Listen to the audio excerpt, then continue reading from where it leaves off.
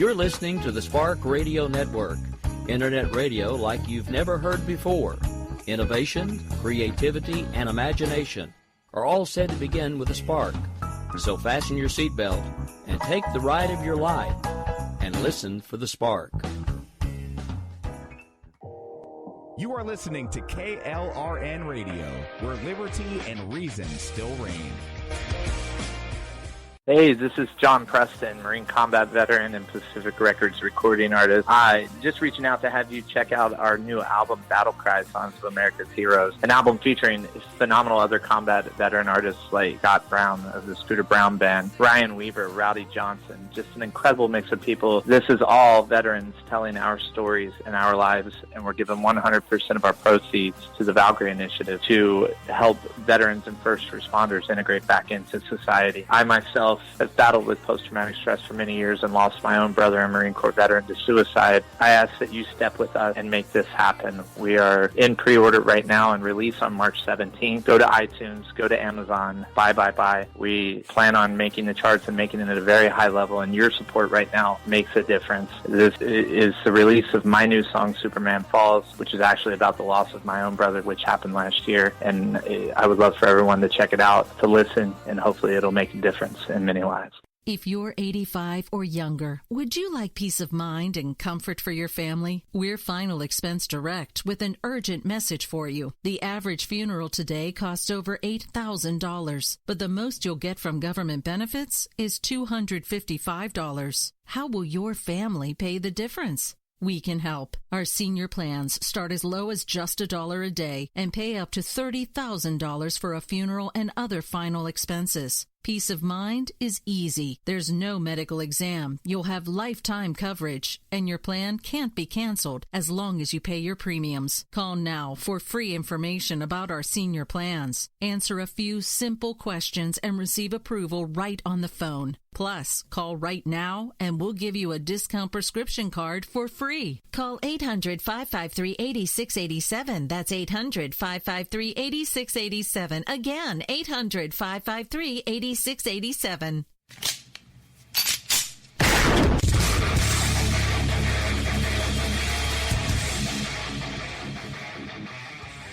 This is Slickery Trigger for Rebel Road Tactical. With proper care and feeding, your pistol will be ready when you need it. There to save your life. Shouldn't your gear be that good?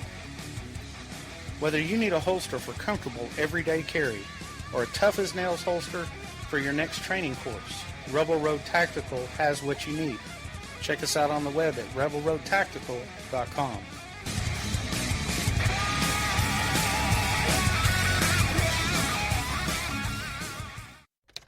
Sometimes riders feel lost, unsure why a passage may not be working. It takes another set of eyes to help us nurture our writing into full maturity. At Black Wolf Editorial Services, we strive to enable writers to develop and grow, offering manuscript critiques and line edits through a mentoring editorial style.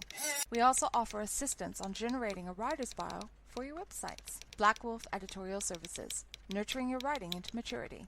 For a full list of services, visit blackwolfeditorial.com.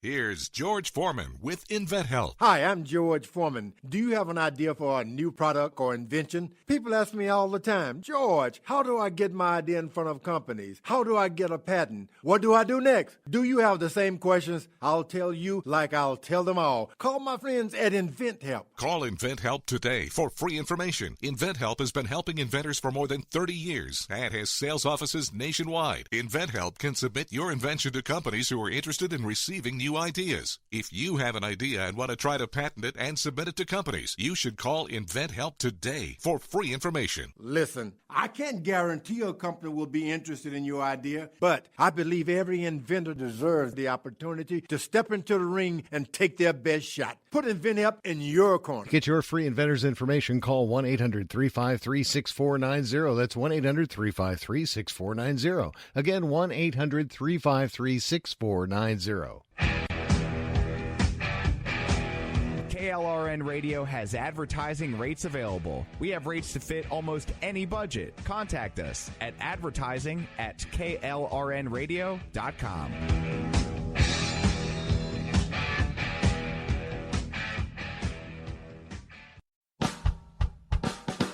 You're listening to the Spark Radio Network, Internet radio like you've never heard before. Innovation, creativity, and imagination are all said to begin with a spark. So fasten your seatbelt and take the ride of your life and listen for the spark.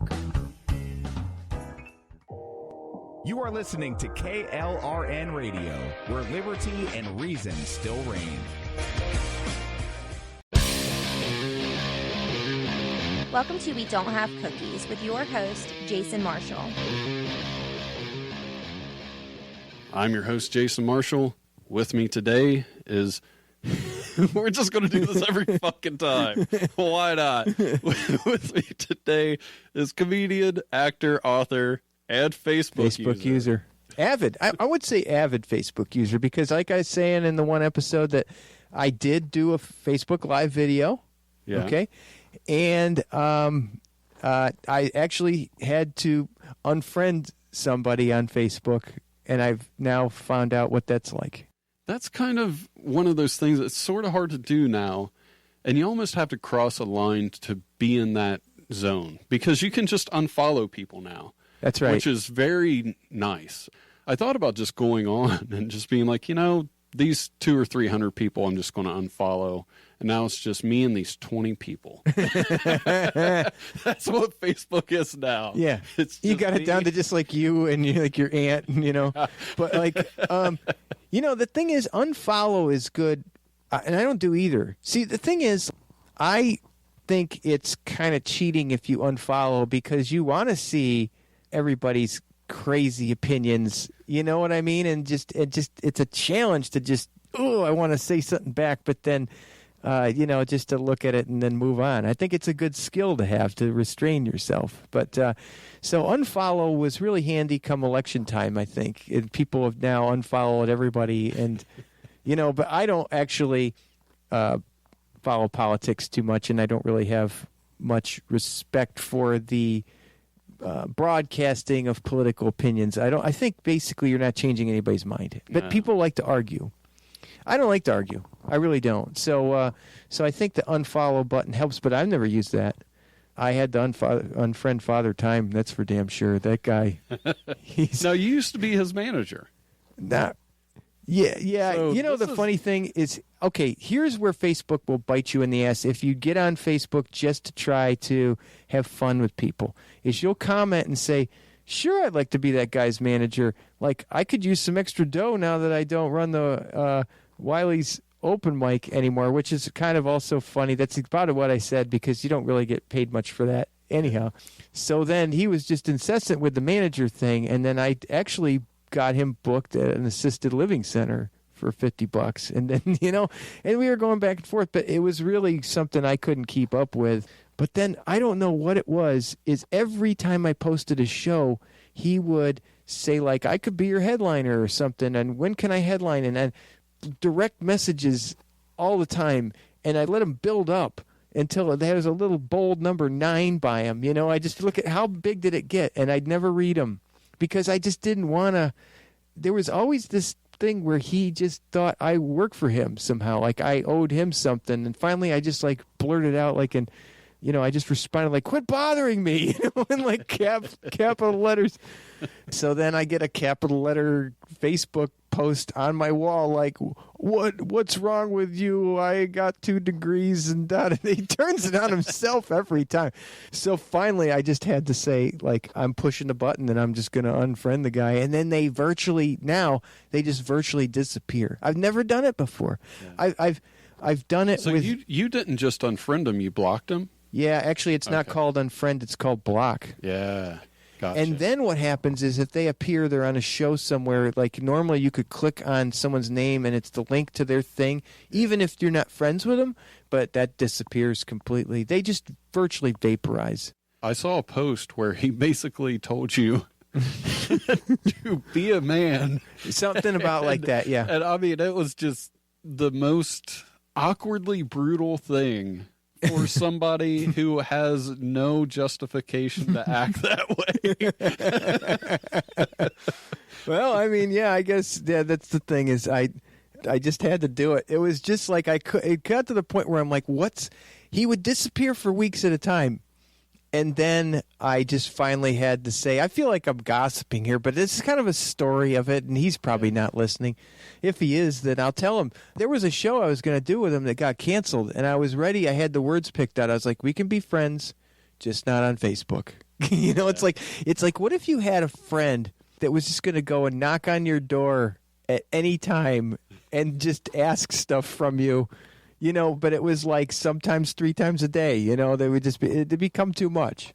Yeah. So that's what's going on with social media now. But then I was wondering, who knows? He probably doesn't know what happened, but I did. I hit the button, man. I hit it and I said, and then Facebook tells you like, sorry, you had this experience. Like they had to somehow apologize, like we're sorry you had this experience. So it was just an interesting thing. And as a avid Facebook user, I can't believe I've never used the unfriend button for somebody I know. You know what I mean? It's people I know. Yeah. Which I don't, whatever. People unfriend me all the time. I mean, I don't know why. It's strange. I don't try to engage in any harsh conversations. I just try to goad people. If I do, I'll be like, the thing about the election, then I'll be like, how'd you go in there? I'll just goad people.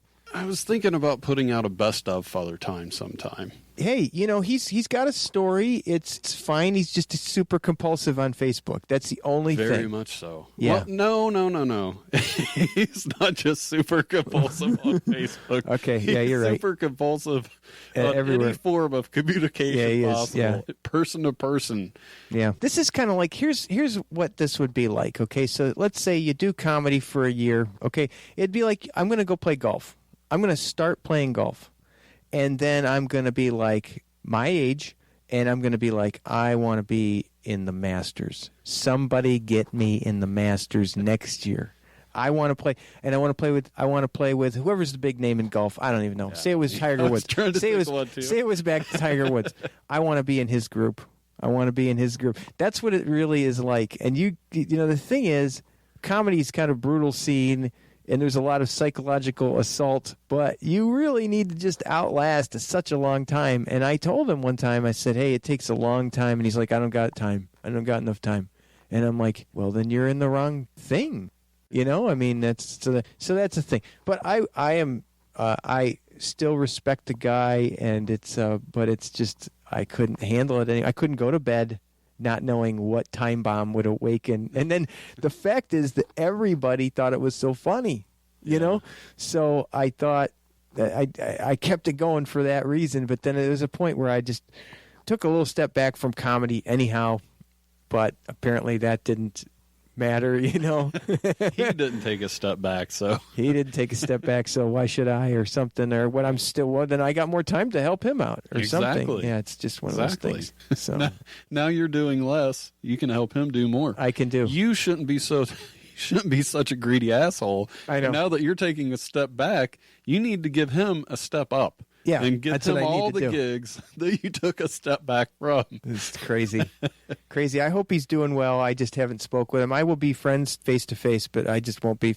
I'll be like, nope, you can't be friends with you on Facebook. I thought about having him back on the show just because, other than the persistent I wish messages. him I wish him the best. But if he's mad, I'll tell you what, I think I could take him. I'm just saying, I can out stamina. He might catch me with a good shot if I don't expect it coming. He might Brock Lesnar me, and then he wears rings.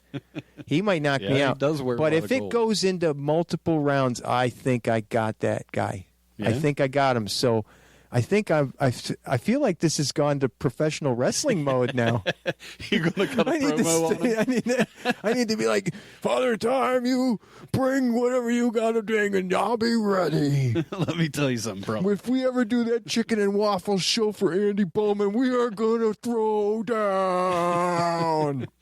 Who consequently became his manager. Yeah, I know. It's well, the listeners from afar. So I I'm guess. just letting everybody know that's kind of it's funny that you brought him up. That would be a guy to do a good documentary on. If you said, hey, I got for $100, I will follow you to your shows and do a documentary on. He's unusual, and it would be something you could do a documentary on.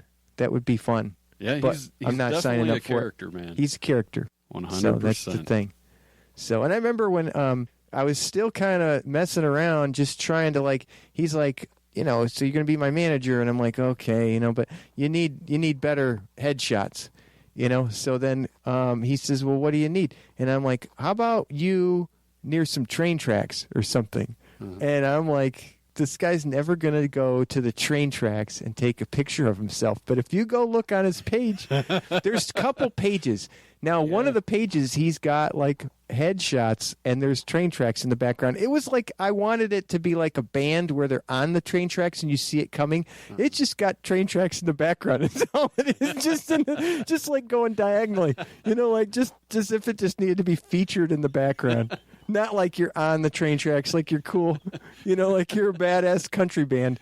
It's like just near the train tracks. There you go. It was just matter of factly. And when I got back, and he's like, how about this? He had like 3 different pictures, all with the train tracks in the background. And I was like, or a brick wall. And then he had a brick wall. He did everything I said. And I'm like, oh my God, now I feel really bad. He's really full on in it to win it. Yeah. And I'm sorry. That is one thing you can't question his dedication. He's very dedicated. No, unfortunately, he's not going to the writing part. No, well, I mean, even that. The thing is, unfortunately, the kind of dedication you got to do is you got to show up and just hang out sometimes and be part of a scene. Like, let's say that you wanted to be in. This is why comedy sucks. Okay, let's say you want to be in, and you pick a remote city. Okay. Let's say you want to be in Indianapolis. You go to Wednesday night. Tuesday night, you go to Crackers. Wednesday night, you go to Morty's. You don't even have to live in that town. Nobody knows. Nobody knows you don't live. You're in there. You don't even tell them. You could be in that city, and you just hang out enough, and you need so much time, so much disposable time to do that. And if you have any ambition to create anything, you just have to sit there and swallow whatever thoughts you have, because you're going to have to, or bring a notebook or something. But it's going to be like being in church, except 3 times a week, because you're going to just be sitting there. You know what I mean? It's just like that. So that's what you have to do, and then people recognize your face, and then you get a spot here, you get a spot there. You don't want to be barging in on everybody and then demanding that you get the same stage time that somebody else sat on their ass for multiple times to get. You know what I mean? So you got to get past that stage. And then, frankly, if you don't want to do that, if you don't want to go sit and just sit through comedy shows, then you have to just wait every other month until someone calls you. And then you just need to keep doing that. He doesn't have the time budget for that. Yeah. He's on the accelerated plan without doing the stuff that gets people to trust you. And there is no accelerated plan. There is none. If I remember right, I think Dane Cook came up with something when MySpace was pretty much the first big social media outlet. Yeah. He got on there and got really popular because it had never been done. People weren't exposed to being able to reach out and talk to anybody around the world, their old classmates that moved away. Yeah. And until something like that comes along, you catch a lightning in a bottle. Yeah. It's not going to happen. Yeah. I mean, you really got to have some luck to have an accelerated path or be different enough and luck. Be different enough and luck. Yeah. So to be honest with you, a guy like him could actually have what it takes to be different because he's so much older. I know we've said some shit about him, but he's got so much going on. I mean, and I mean this in the very best way, but the stutter that he's got makes him. Well, to me, I think it's a plus. It makes him unique, and it humanizes the guy. Yeah, this man is on stage, which, you know, everybody thinks, well, they're better than me, that's why they're on the stage. But then he's got this, and it kind of brings him to your level, and you kind of connect with him because even though he's on stage and he's, you know, your mind, he's better than you because he's on an elevated platform with a spotlight and a microphone. Yeah. It brings him down a little bit. Plus, he's an older guy, which is somewhat endearing. And people give breaks to certain demographics, I will say. And so, like, if you're an older guy, I think people have been programmed. I've seen, I won't use names, but I've seen an older guy who just had tons of racist material. But he got a buy on it because he was in his 70s, you know, and he had just a lot of racist material. And so the thing is, and it was, you know, not just blatantly racist. It had a joke to it, but it was a lot of, he was a white guy, and he had a lot of kind of black jokes that weren't, that's He's hard just to pull the off. Archie Bunker of local comedy. Well, no, it wasn't angry. It was just kind of playful, but it was racist. And then the thing is, everything's funny. Everything can be made funny. But he got a lot of buys because of his age, I think. And I think that's because maybe if you probably were raised with the idea that, hey, this is the elder gets more respect that way. He could just rein his personality in and stop being so aggressive with bookings. Yeah, I think he would get so much further. Yeah, he would. Yeah, you gotta be nice off stage. And actually, there was a lot of people who were really older, and they weren't always. I don't even know. But do you remember Larry Bud Melvin from Late Show with David Letterman? He used to kind of talk really. He had a bow tie, I think, and he used to be a kind of guest. And he would do skits. He would do skits. He was probably in his 70s. He had a squeaky voice with glasses. Because I love David Letterman, man. Yeah, it was Larry Bud Melvin or something like that. I bet you if you looked him up, if you Google search for it, David Letterman, you Google that. Yeah. That guy, they clowned him a little bit. He wasn't brilliant. He just could get up there and yell stuff. So he would do these skits, and he was super funny. I look forward to seeing him. There was another guy whose name was Brother Theodore. He was on Letterman a lot, too. He was an older guy, and he was just weird. If you just go Google Brother Theodore, he was like, he would get excited. He'd be banging the table, like the secret noodle ring in Minnesota is after me. They're after me, David. Like secret noodle ring in Minnesota was like a gang or something. Nothing he would say would be like, it'd just be like, where'd that all come from? But he would do theater shows, and he was just super funny. But he's passed away since then. He was really old. He was like probably pushing 80. Yeah. But he was super funny and weird, hair all over the place. You just got to weird it up and be an old person. It'd be funny. You know what I mean? Yeah. None of this like, hey, did you hear the one about the blah, blah, blah? You got to really be like... Punch it up. I think just being weird as an old person is funny. If you can be creatively weird, it's something I love. Yeah. So maybe he'll get there. It's all good. Like I said, I really think he could if he would just dial that back some, where he's not emailing people and calling all day. All that effort could be used to write some stuff in a notebook. It's hard to imagine somebody could get ahead more if they didn't try so much. You know what? I'll tell you right now. I'll get a friend request on Facebook, and the first thing I do if I see a guy with a microphone in his hand, I just look at what they're doing. And if they're from not the local area and I've never met them, I don't even accept anymore, because comics can be just a pain in the ass with all the direct messages and stuff. I don't book anybody that way anymore. Yeah, it's just stupid. I only run a stupid bar show every other month, but it's not worth doing that. When I was doing the open mic, we get a lot of requests. I even had a folder for the emails called the Naughty Corner. With people just over-demanding stuff, we'd put them all in the naughty corner. Do you still have that? What? That folder? No, I don't run that show anymore. But I mean, you don't have a personal folder on your computer with anything like that?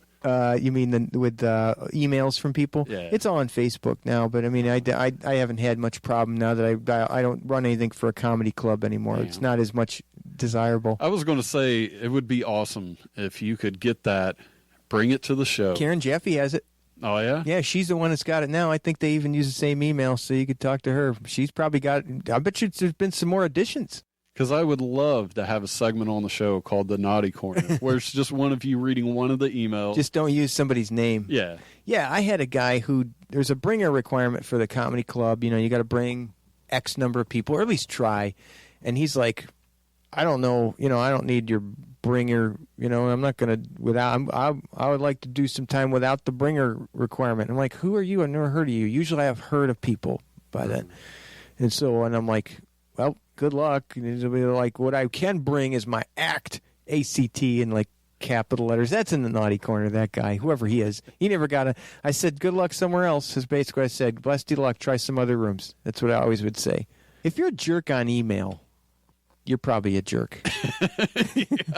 Yeah, I'd say so. And if you're a jerk on social media, you're probably a jerk. I think it translates, I mean, it's just but sometimes people just turn into little monsters when they don't have to look at each other, so then it's like they're, oh, well, I'll just be a jerk on email and I'll bully this person and they'll let me get on a show, some stupid show that doesn't even matter. And I'm like, do you realize that the brain clings to negative information 10 or 15 to 20 times greater than positive information? You really just burned up all your goodwill. I wrote a blog. I have a blog site. I could send you the link later, but the title of one of my proudest works on my blog, I only made like 6 entries, I need to get back at it, was How Not to Be a Dick at a Mic. I think I read that one. Yeah, so I would suggest that, and it's basically how not to be a dick, how you can be a dick. Okay, so heck, I can go into it about 3 minutes if you want. Yeah. Okay, first of all, here's what you don't do. If anybody's listening, don't be a jerk on email. That's one, okay? Mm-hmm. Don't do end-around bullshit. So don't go call, it was Rob Haney back when I was running Wiley's. So then Rob would be kind of anxious about this stuff because he didn't want people showing up just like, hey, I want to get on. He wanted us to take care of it. Me and Joanne would take care of it. So what we'd get is we'd get these people calling, and it'd be like, hey, X just called, and they want to get on the show. How come didn't answer their email? And I'm like, because they didn't email. And then what they'd do is they'd email, like, can I be on March 12th? And then you would be, like, bogged down with all the other emails and not respond. And they'll show up like, I emailed asking, does that mean I'm on the show? Yeah, all 87 of us are on the show. Everybody that emailed is on the show. We're going to do 27 seconds, and we'll show you a light at 18 seconds. That should be your next cat show. What? You just book everybody in the area. Everybody gets 27 seconds. Actually, you better shine. See, I wrote a novel for this reason, and I got to say, I'll reveal something out of the novel because, 8 people have read it now. So the guy just loses his shit, and he does do that. He actually got so absorbed with doing a weekend for the other club, he forgot to book the other show at the club. He just says everybody who shows up gets time, and the show has 37 people on it. And then he's going to quit anyhow. So he just runs. He wants to run a 3-hour show and just then bolt during the middle of it, not even get paid. So he kind of loses his shit towards the end, and he's ready to quit. And that's what happens to the character. And that's in your book, Not Making It. It's in Not Making It. Which people can find on Amazon. On Amazon, and, yeah. Is there any other places? I haven't checked. I've always had my books go through what they call expanded distribution, which means that Barnes & Noble could sell it also. It probably usually is more expensive. It's on eBay. Some guy in Australia has listed it on eBay for $40-some, and you could buy it on Amazon for $12.99, but you could go get it from Australia for $47 and have it take a month to get here, and you could buy it that way if you want. Because that guy in New Zealand or in Australia is brilliant, and I watched it. I stumbled upon it because I was doing it on Amazon. Then eBay's got that thing, they do the cookie thing, and then all of a sudden, what you've been looking at one site, eBay's got it now. I see what you're saying. And I'm like, what that my book is on there, and I'm like, did you get a sale from? Is the guy just? Well, what would happen is I would get a sale. No, he hasn't sold any for $47. Well, I mean, have you sold any to Australia from Amazon? I don't know. When I buy something, is he just going to buy one when he gets a hit? When he gets a hit, he's going to buy it. It's going to take a month to get there. It's going to take a month to get back. It's going to take the longest time ever. I think that's what they do. They actually go, and actually all my books are done that way. So I discovered that anything with my name, if you type it into eBay, I got all my books come up. And they're all way more expensive than if you just went on Amazon. So I think what they're doing is they're actually going to buy it. Once you buy it there, they're overcutting everybody. It's not undercutting, overcutting. Maybe I should it's interesting. do that. Yeah, I know. It's I kind of. didn't know that was a business model. It's not a good one, but if you don't have anything, if you have something that people don't know about, then you could do that. So you could sell it on eBay and you could sell it for way more. Just because someone stumbled upon it for some reason. It was somebody who didn't know any better, didn't explore their options. But I literally priced that book as low as it could go without Amazon saying you can't price it any lower. So I don't make a big royalty. I make like $2 on each book. So I did really good around Christmas. for me. But now I'm just on to the next one. I belched out all my bitterness from answering fucking emails from comics. And it made me bitter, and then what they do is they go, then they show up and go over their time after they bothered you this much.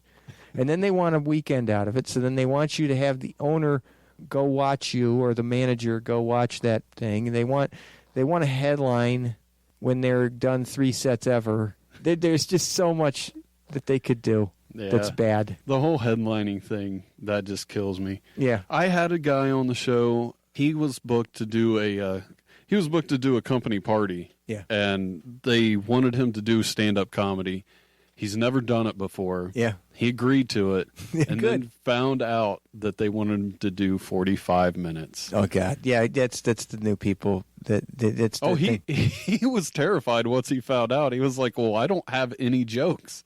How am I going to do 45? I've never done stand-up. Crowd work. Just thought I was funny. I thought I was going to get up there and do like 3 to 5 minutes. You want 45? 5 minutes is an eternity your first time, man. It is an eternity. He ended up pulling it off. So if you want to hear that show, it's called Snuff Doll. Go. He must be a real funny guy. I bet you a real funny person could do that. If it was the kind of guy who would bust up a room of college kids when you're in college. That's usually what the core of it is, but it's got to be so polished. But if it's just a private party, who gives a damn? No one's going to know about it. Yeah, I think it was for the company he worked for, so it was all good. Well, I think that's it for us this week. I want to thank everybody for listening, and I'll talk to you later. Thanks for listening. Tell your friends about the show and leave a review.